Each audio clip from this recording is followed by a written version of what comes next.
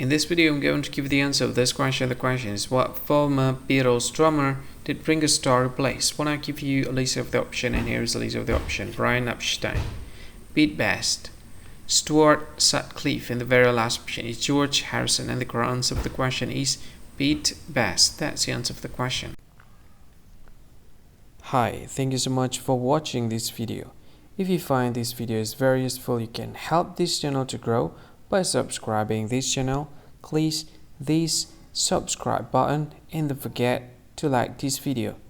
And if you find this video is not really good, or you don't really like this video, or you kind of feel that it's a little bit offensive or something like that, you can click this one, dislike button. You can do that anyway.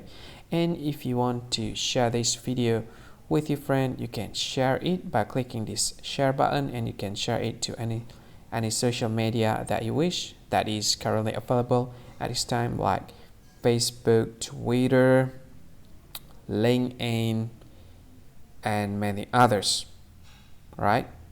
And if you want to add this video to your playlist, you can click this one. You can watch this video later, and you can find more options by clicking these three dots.